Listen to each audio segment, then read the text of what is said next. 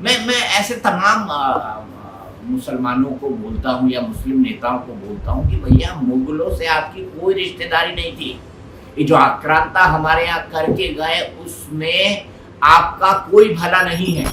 एक जगह है जिसे स्वयंभू विश्वेश्वर के शिवलिंग होने का दावा हिंदू पक्ष ने किया था और वो दिख ही रहा है शिवलिंग। अभी भी आप देखेंगे ना तो ज्ञानवापी के अंदर जाएंगे, नमाज वहाँ पर होती है। एक तरफ आपको श्रृंगार गौरी मिल जाएगी, बेसमेंट में आदि विश्वेश्वर इसको फव्वारे के रूप में बना दिया गया है, वो मिल जाएगा। एक तबका है लेफ्ट लिबरल और एक तबका है मजहबी उन्मादी मुसलमानों का। मैं सब मुसलमानों को नहीं बोल रहा हूँ, मैं मजहबी उन्मादी मुसलमानों की बात कर रहा हूँ। ललाट बिंब पर तस्वीर वाला एक छोटा प्रवेश द्वार और पक्षियों और जानवरों की नक्काशी की गई है। इससे पता चला कि मस्जिद की पश्चिमी दीवार साफ तौर पर किसी मंदिर का हिस्सा है। ये किसमें कहा गया? ये कहा गया कोर्ट कमिश्नर की रिपोर्ट में ये सबूत मिला है। लेकिन आज का विषय बेहद गंभीर है। आज का विषय हमारे धार्मिक अस्मिता से जुड़ा हुआ है। आज का विषय हमारी सांस्कृतिक सभ्यता से जुड़ा हुआ है। आज का विषय हमारे आचार विचार व्यवहार और जिन सनातन परंपराओं को हम मानते हुए आए हैं उनसे जुड़ा हुआ है। लेकिन हमारे जो भगवान भोलेनाथ है वो आदि शंकराचार्य को क्या कह के गए, ये जब मैं आपको सुनाऊंगा तो आप मान जाएंगे कि जाति वाति कुछ नहीं होती है। लेकिन आज का मुद्दा क्या है? आज का मुद्दा है ज्ञानवापी के ऊपर। आज का मुद्दा है ज्ञानवापी के ऊपर। अब ज्ञानवापी मंदिर है या मस्जिद? ये सबसे बड़ा सवाल है और इसका जवाब किसी और ने नहीं, आज पूरा समझा कर उत्तर प्रदेश के मुख्यमंत्री और गोरक्ष पीठ के मठाधीश या महंत योगी आदित्यनाथ ने दिया है। और उन्होंने पूरा एक्सप्लेन किया है कि ये क्यों है। इससे पहले भी योगी जी कह चुके हैं कि ज्ञानवापी को मस्जिद कहेंगे तो विवाद होगा, ज्ञानवापी को मस्जिद कहेंगे तो विवाद होगा। वो ये भी कह चुके हैं कि ज्ञानवापी मंदिर है और दूसरे संप्रदाय को, दूसरे पंथ के लोगों को अपनी गलती को सुधारना चाहिए। मैं ऐसे तमाम मुसलमानों को बोलता हूँ या मुस्लिम नेताओं को बोलता हूँ कि भैया मुगलों से आपकी कोई रिश्तेदारी नहीं थी। ये जो आक्रांता हमारे यहाँ करके गए उसमें आपका कोई भला नहीं है। लेकिन अब मूल विषय क्या है? मूल विषय ज्ञानवापी के बारे में। आपको पता है ज्ञानवापी वाला मामला लोअर कोर्ट में भी है, डिस्ट्रिक्ट कोर्ट में भी है, हाई कोर्ट के अंदर भी है। ये मामला सुप्रीम कोर्ट में भी समय समय आ जाता है जब हाई कोर्ट किसी तरह का वर्डिक्ट देता है, किसी तरह का फैसला देता है। आपको पता है ज्ञानवापी के ऊपर ASI सर्वे हो चुका है। एक जगह है जिसे स्वयंभू विश्वेश्वर के शिवलिंग होने का दावा हिंदू पक्ष ने किया था और वो दिख ही रहा है शिवलिंग। दावा नहीं, वो दिख ही रहा है शिवलिंग, लेकिन मुस्लिम पक्ष उसको फव्वारा कहता है। किस तरह के विवाद उसके बाद हुए ये हम सब जानते हैं। लेकिन मामला कोर्ट के अंदर है और मैं भी ये मानता हूँ कि कोर्ट ये बातों का सम्मान होना चाहिए। अभी भी आप देखेंगे ना तो ज्ञानवापी के अंदर जाएंगे, नमाज वहाँ पर होती है। एक तरफ आपको श्रृंगार गौरी मिल जाएगी, बेसमेंट में आदि विश्वेश्वर इसको फव्वारे के रूप में बना दिया गया है, वो मिल जाएगा। तहखानों के अंदर आपको चिन्ह मिल जाएंगे, त्रिशूल मिल जाएगा। ये सब कुछ सबूत हैं जो कोर्ट के सामने गए हुए हैं। वहां पर पूजा भी शुरू हो चुकी है। लेकिन सवाल ये है यहाँ पर सबसे बड़ा कि हमारे यहाँ का मुस्लिम तबका इसको मानने को तैयार क्यों नहीं है। अब योगी आदित्यनाथ ने ये बात कह दी है, योगी आदित्यनाथ मुख्यमंत्री हैं, तो उन पर इस बात का भी हमला होगा कि चुनी हुई संवैधानिक पोस्ट पर रहते हुए आपने कोर्ट में जो कुछ चल रहा है उसके बारे में कमेंट क्यों किया। मेरा सवाल है क्यों ना करे भाई, वो उत्तर प्रदेश के मुख्यमंत्री होने के साथ मर्मज्ञ हैं वो इसके। अब ये पूरा मामला कैसे शुरू हुआ? ये पूरा मामला गोरखपुर विश्वविद्यालय में कार्यक्रम से शुरू हुआ। कार्यक्रम जो था उसमें Yogi Adityanath obviously chief minister और मुख्य अतिथि के तौर पर गए थे और अपने भाषण में उन्होंने एक किस्सा सुनाया। ज्ञानवापी, मैंने पूछा था ज्ञानवापी का मतलब क्या, कई विद्वानों से पूछा था। ज्ञान मतलब नॉलेज और वापी मतलब कुआं। अब ज्ञानवापी यानी ज्ञान का कुआं क्या किसी मस्जिद का ये नाम हो सकता है? अगर आप किसी भी बड़े इस्लामिक स्कॉलर या इस्लामिक विद्वान से पूछेंगे तो वो कहेगा नहीं। और भी बड़ी सारी चीजें हैं कि भाई मस्जिद दान की हुई जगह पे ही बनाई जानी चाहिए, किसी जगह को तोड़ के मस्जिद नहीं बनानी चाहिए, मस्जिद जहाँ पे बनी हो जगह पाक होनी चाहिए। लेकिन मुगल आक्रांता ने, औरंगजेब ने इन बातों की किसी भी तरह की कोई परवाह नहीं की। तो भाषण में योगी आदित्यनाथ जी ने क्या कहा? भाषण में योगी आदित्यनाथ जी ने एक किस्से का जिक्र किया। उन्होंने बात की आदि शंकर। आदि शंकर यानी आदि शंकराचार्य, उन्हें आदि शंकर भी कहा जाता है। केरल के वो थे, केरल के थे। पूरे देश में, पूरे भारत में उन्होंने भ्रमण किया, 4 पीठों की स्थापना की, जिसके आज जिन पीठों के आज भी शंकराचार्य होते हैं। और उनका काम हिंदू धर्म, सनातन धर्म के बारे में प्रचार प्रसार करना और उसकी जो अच्छी अच्छी बातें हैं वो समाज को बताना और समाज को सही दिशा देना, ये शंकराचार्यों की चारों पीठें करती हैं। अब आदि शंकर में क्या करने गए थे? पूरे देश में घूमने, अद्वैत ज्ञान प्राप्त करने। हाँ, ज्ञान प्राप्त करके आए। आकर वो आए काशी में यानी बनारस में। रोज उनका नियम था कि वो ब्रह्म मुहूर्त में गंगा स्नान करने जाते थे।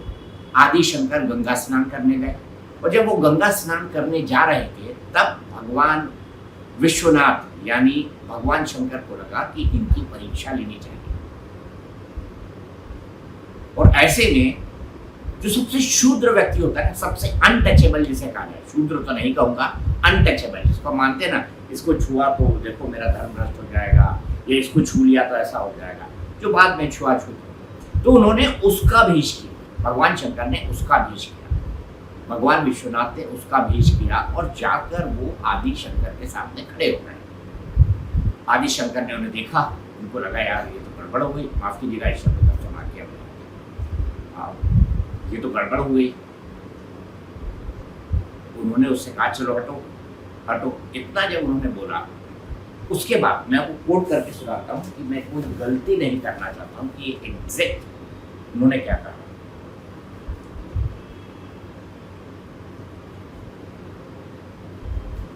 जब सार्वजनिक रूप से आदि शंकर के मुंह से निकलता है हटो मेरे मार्ग से हटो, इस पर सामने से चंडाल यानी खुद शंकर भगवान आदि शंकर से सवाल पूछता है, आप तो अपने आप को अद्वैत ज्ञान का विशेषज्ञ मानते हैं। भाई अद्वैत ज्ञान तो प्राप्त हो चुका था, पूरा देश भ्रमण कर लिया था उन्होंने पैर पैर, और दुनिया भर की जितनी चीजें थी सब उन्होंने पढ़ ली थी। जिन्होंने कहा आप तो अद्वैत ज्ञान का विशेषज्ञ मानते हैं, आप किसको हटाना चाहते हैं? आपका ज्ञान क्या इस भौतिक काया को देख रहा है या इस भौतिक काया के अंदर बसे हुए ब्रह्म को देख रहा है? और वो कह रहे हैं कि आप इस शरीर को देख रहे हैं उसको हटाना चाहते हैं या इस शरीर के अंदर जो ब्रह्म है उसको हटाना चाहते हैं? ब्रह्म यानी भगवान।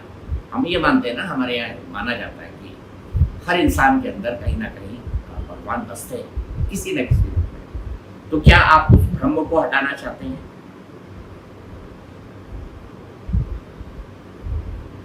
आपका ज्ञान क्या इस भौतिक काया को देख रहा है, मैं फिर रिपीट कर रहा हूं, या फिर इस भौतिक काया के अंदर बसे हुए ब्रह्म को देख रहा है? अगर ब्रह्म सत्य है तो ब्रह्म आपके अंदर वही है जो मेरे अंदर है। इस सत्य को जानकर अगर आप इस बात को ठुकरा रहे हैं तो इसका मतलब आपका ये ज्ञान सत्य नहीं है।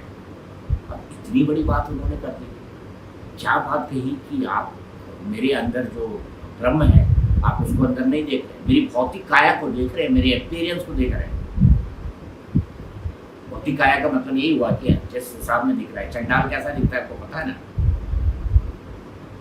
तो ये बात जो है वो कहते हैं, और जब ये कहते हैं चंडाल की बात से की मुंह से ये बात सुनकर जो है आदि शंकर को चक्के रह गए, आश्चर्यचकित। उनको लगा कहीं कोई गड़बड़ तो हो गई आदि शंकराचार्य से, और वो ब्रह्म स्नान करके ज्ञानवापी में पूजा करने जा रहे थे, ज्ञान प्राप्त करने के लिए। ज्ञान का कुआं था तो ज्ञानवापी वो वापस जा रहे थे नहाने के बाद। लेकिन नहाने से पहले भगवान शंकर चंडाल यानी एक अछूत के रूप में यानी अनटचेबल के रूप में उनको मिल गए और दोनों का कन्वर्सेशन हो गया।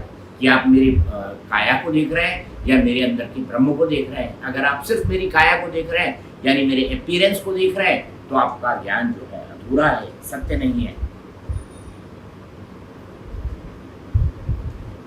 तो इस बात को सुनकर आदि शंकराचार्य ने उससे पूछा नतमस्तक होकर कि भगवान आप है कौन? उन्होंने ये भी पूछा मैं ये जानना चाहता हूं। तो भगवान ने इसका जवाब दिया, आप जिस ज्ञानवापी की साधना के लिए, और इसके बाद योगी आदित्यनाथ के शब्द में बोल रहा हूं, दुर्भाग्य से ज्ञानवापी आज दूसरे शब्दों में मस्जिद कहते हैं, लेकिन ये ज्ञानवापी साक्षात विश्वनाथ ही है। विश्वनाथ मतलब भगवान शंकर, विश्व के वही नाथ है ऐसा हम मानते हैं।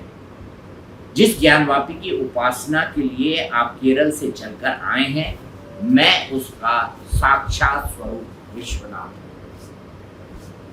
देखिए कितनी बड़ी बात उन्होंने आदि शंकराचार्य को समझाई और आदि शंकराचार्य ने ये बात समझी। अब हमारे यहाँ जो लोग जाति पात छुआछूत उसकी जो बात करते हैं, मेरे ख्याल से ये किस्सा तो मैंने भी नहीं सुना था, क्योंकि वेरी ऑनेस्ट आदि शंकराचार्य और भगवान के समाज के बारे में मैंने नहीं सुना था। लेकिन अब जब सुन रहा हूँ ना तो मुझे मुझे मुझे इस बात का बड़ा सुखद आश्चर्य हो रहा है कि हमारे यहाँ पर भी ये टीचिंग कई हजार साल पहले से चली आ रही है। आदि शंकराचार्य तो हजारों साल पहले की बात है, और जो पीठ बने उसके बाद उसके बारे में हम कभी बात करेंगे। अब बाबा विश्वनाथ का जवाब सुनकर आदि शंकराचार्य उनके सामने नतमस्तक हो गए। सत्य ही साथ ही उन्हें इस बात का पश्चाताप भी होता था कि वो भौतिक अस्पृश्यता है, यह न केवल साधना के मार्ग की सबसे बड़ी बाधा है, बल्कि राष्ट्रीय एकता और अखंडता की सबसे बड़ी बाधा है। अगर इस घड़ी बाबा को हमारे समाज ने समझ लिया होता तो यह देश कभी गुलाम नहीं होता। मैंने कहा ना गुलाम हम क्यों हुए, गुलाम हम इसीलिए हुए क्योंकि फूट डालो और राज्य करो। जातियों के नाम पर हमको बांटा गया, मजहब के नाम पर हमको बांटा गया। हमारे पर 2 आक्रमण हुए, पहले इस्लाम का हुआ, उसके बाद क्रिश्चियनिटी का हुआ, लेकिन उसके बाद भी हम खड़े रहे, जैसे हैं वैसे हैं, हम जानते हैं। लेकिन क्या हम आज भी आज़ादी के 75 साल पूरे होने के बाद भी क्या सभी रूप में आज़ाद हो चुके हैं? मैं ऐसा नहीं मानता। क्यों मैं ये बात कह रहा हूँ? मैं ये बात ये कह रहा हूँ कि इस देश की सभ्यता, संस्कृति और हिंदुओं की मूल भावनाओं को मानने से एक तबका है लेफ्ट लिबरल और एक तबका है मजहबी उन्मादी मुसलमानों का। मैं सब मुसलमानों को नहीं बोल रहा हूँ, मैं मजहबी उन्मादी मुसलमानों की बात कर रहा हूँ। ये 2 तबके हैं, लेफ्ट लिबरल और मजहबी उन्मादी मुसलमान।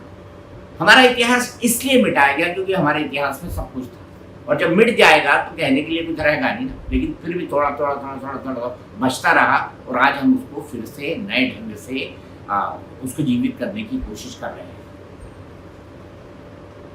इसीलिए ये जो 3 जगह कही गई ना, अयोध्या, मथुरा, काशी, ये क्यों कहे गए? अयोध्या इसलिए क्योंकि भगवान राम की जन्मस्थली है, मथुरा इसलिए क्योंकि भगवान कृष्ण की जन्मस्थली है, और काशी इसलिए क्योंकि काशी वो नगर है जो भगवान शिव के त्रिशूल की नोक पर टिका हुआ है। एक अंग्रेजी विद्वान ने कहा है कि ये जो शहर है, जब दुनिया में सभ्यता आई उससे पहले से बसा हुआ शहर है, और जब दुनिया से सभ्यता खत्म हो जाएगी तब इकलौता शहर जो बचेगा पूरी दुनिया के अंदर वो भी काशी होगा। इसीलिए काशी को अविनाशी भी कहा जाता है। अब वापस मूल मुद्दे पर आते हैं। अब सवाल ये है कि योगी आदित्यनाथ जी ने जो बातें कही हैं क्या वो सच नहीं है? बिल्कुल सच है। क्या हमारे यहाँ एक बड़ा तबका जो ज्ञानवापी में मस्जिद का स्टेटस बना रहे इसके लिए कोर्ट के दरवाजे नहीं खटखटा रहा? क्या हमारे यहाँ कई सारे ऐसे लोग, अब लोग कहते हैं कि क्यों ना इस चीज़ पर बातचीत कर ली जाए और बातचीत के बाद ये मामला हल हो जाए। मैं आपको एक किस्सा बताता हूँ। ये अयोध्या के मामले में सुप्रीम कोर्ट ने अयोध्या के मामले में आर्बिट्रेशन यानी बातचीत के लिए कमेटी गठित की। कमेटी में श्री रविशंकर भी थे। जब अयोध्या में राम मंदिर बन गया तो श्री रविशंकर ने मुझे बताया एक बातचीत उनसे चल रही थी, बाद में मैंने उसका प्रसारण भी किया था। तब उन्होंने बताया, दीपक, अयोध्या में जब बातचीत चल रही थी तब मुसलमानों से जुड़े हुए एक बहुत बड़े व्यक्ति ने मुझे कहा कि साहब आप कोर्ट से डिसीजन ले आओ, सुप्रीम कोर्ट फैसला कर दे, वही बहुत है। हम चाहकर भी ये मांग मान नहीं सकते कि अयोध्या को हिंदुओं को सौंप दिया जाए। तो मैं इस बात पर कतई होपफुल नहीं हूं कि क्या ज्ञानवापी को मुस्लिम छोड़ देंगे, बिल्कुल नहीं छोड़ेंगे। क्या मथुरा को छोड़ देंगे, बिल्कुल नहीं छोड़ेंगे। लेकिन ज्ञानवापी पे तो अभी कितना कुछ हो चुका है। पूजा की इजाजत मिल गई है।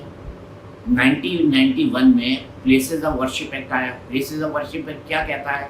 अयोध्या को छोड़कर जो 1991 की पुराना जो 1947 का पुराना स्टेटस है, वो सभी धार्मिक स्थलों में लागू रहेगा। अब 1993 तक ज्ञानवापी जो जगह थी, मस्जिद जिसे कहा जाता है, उसके अंदर पूजा होती थी। और 1993 में एकाएक मुलायम सिंह यादव की सरकार थी, उसने उसकी पूजा को बंद करा दिया। अब जो लोग कहते हैं ना कि ज्ञानवापी का मसला तो कोर्ट के अंदर सुना नहीं जा सकता क्योंकि ये 1991 के वर्शिप एक्ट का उल्लंघन है, तो जवाब है ना। और सुप्रीम कोर्ट ने भी इस बात को माना है कि उसी वर्शिप एक्ट को तो 1993 में मुलायम सिंह यादव ने तोड़ दिया था और वहां पर होने वाली पूजा को बंद करा दिया था। और 1991 तक तो ज्ञानवापी के अंदर पूजा हो रही थी ना, ये भी एक फैक्चुअल स्टेटस है। 1993 तक, माफ कीजिएगा, 1993 तक ज्ञानवापी के अंदर पूजा हो रही थी। अब मैं आपको ये बता दूं कि archaeological survey court commissioner appoint हुआ था वाराणसी कोर्ट की तरफ से, और कोर्ट कमिश्नर ने वहां पर एक सर्वे कराया। अब क्या होता है, कोई जब डिस्प्यूटेड चीज होती है, जैसे मैं हूँ और मेरे पड़ोसी है अब्दुल सत्तार भाई, मेरे और अब्दुल सत्तार भाई के अंदर एक डिस्प्यूट हो गया कि ये जमीन उनकी है या ये जमीन मेरी है। हम दोनों कोर्ट में गए, तो कोर्ट क्या करेगा? कोर्ट सबसे पहले कोर्ट कमिश्नर नियुक्त करेगा और ये कहेगा कि पेपर्स चेक करो, जगह का फिजिकल वेरिफिकेशन करो। मैं कहूँगा कि इसमें मेरी ये निशानियाँ हैं, वो कहेंगे मेरी ये निशानियाँ हैं, जाके उसकी फोटोग्राफी करो, वीडियोग्राफी करो। इसी तरह ज्ञानवापी के कोर्ट कमिश्नर का भी सर्वे हुआ। तो मैं आपको एक एक करके बता देता हूँ कि क्या क्या साक्ष्य मिले। ठीक है, एक एक करके बता देता हूँ क्या क्या साक्ष्य मिले। ललाट बिंब पर तस्वीर वाला एक छोटा प्रवेश द्वार और पक्षियों और जानवरों की नक्काशी की गई है। इससे पता चला कि मस्जिद की पश्चिमी दीवार साफ तौर पर किसी मंदिर का हिस्सा है। ये किसमें कहा गया? ये कहा गया कोर्ट कमिश्नर की रिपोर्ट में ये सबूत मिला है। और ये रिपोर्ट जहां तक मेरी जानकारी है अब सार्वजनिक है। हिंदू पक्ष का दावा है कि वजू खाने के अंदर शिवलिंग है, क्योंकि कोर्ट तो नहीं कह सकता शिवलिंग है या नहीं है, वो आकृति मिली है, उसकी तस्वीर सबने देखी है। जबकि मुस्लिम पक्ष इसे फव्वारा कहता है। एएसआई ने तहखाने का सर्वे तो किया है, लेकिन वजू खाने का सर्वे नहीं किया गया है, क्योंकि ऐसा करने की अनुमति उसका कोर्ट ने उनको नहीं दी थी। अभी आगे की प्रोसीडिंग्स कोर्ट के अंदर चल रही है।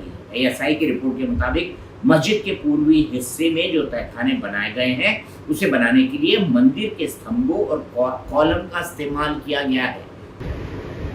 और ये सब फैक्चुअल चीजें हैं।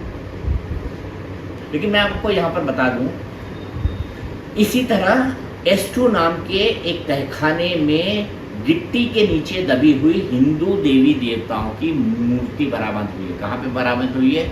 ज्ञानवापी मस्जिद के कोर्ट कमिश्नर के सर्वे के दौरान हिंदू देवी देवताओं की मूर्तियां बरामद हुई है, मिट्टी के नीचे दबी हुई। अब मैं आपको ये भी बताता हूँ कि एएसआई ने ये सर्वे कहाँ कहाँ किया है। आर्कियोलॉजिकल सर्वे ऑफ इंडिया ने अपने साइंटिफिक सर्वे में ज्ञानवापी मस्जिद के मौजूदा ढांचे, इसके केंद्रीय कक्ष, मुख्य द्वार, पश्चिमी कक्ष, दीवार व इसके भित्ति स्तंभों और मस्जिद के अंदर मिले पत्थरों पर अरबी व फारसी शिलालेखों का सर्वे किया है। ये मैंने आपको बता दिया। ये जितने हैं अरबी और फारसी सब में लिखे हुए हैं, जो लिखा हुआ है उन तमाम चीज़ों का सर्वे किया गया है।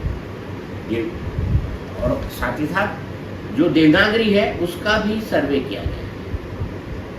ढांचे, केंद्रीय कक्ष, मुख्य द्वार, पश्चिमी कक्ष, दीवार, भित्ति स्तंभ जहां पर देवनागरी और संस्कृत लिखा हुआ है, और मस्जिद के अंदर मिले पत्थरों पर अरबी व फारसी शिलालेखों का सर्वे किया गया है, मस्जिद के अंदर मिले हुए पत्थरों पर। तो ये पूरा मामला जो है ज्ञानवापी का, ये भी चलेगा, कोर्ट में भी दौड़ेगा, लोगों के मन में भी दौड़ेगा। सवाल यहां पर ये भी खड़ा होगा, भाई एक ही तो देश है जहां पर बहुसंख्यक हिंदू हैं, और मैं आपको बता दूं हमारे यहाँ पर कभी ये संस्कृति नहीं रही कि आप गए किसी दूसरे देश गए, वहां पर आक्रमण किया, उसको लूट लिया, लूटने के बाद वहां फिर से राजा बन गए। और इसका सबसे बड़ा सनातनी उदाहरण भगवान राम का है। भगवान राम ने लंका पे चढ़ाई की, सीता जी को लेकर आए, लेकिन राज्य विभीषण को सौंप कर आए। वो चाहते भगवान लक्ष्मण को राजा बना देते रावण की जगह, लेकिन वो सभ्यता और संस्कृति नहीं है, वो परंपरा नहीं है कि आप अपनी बाउंड्री से बाहर जाएं। अब लोग ये कह सकते हैं कि राजाओं के तो आपस में झगड़े हुए करते थे, बड़े झगड़े हुए, बड़े युद्ध उनके आपस के अंदर हुए, वो एक बिल्कुल दूसरा मुद्दा है।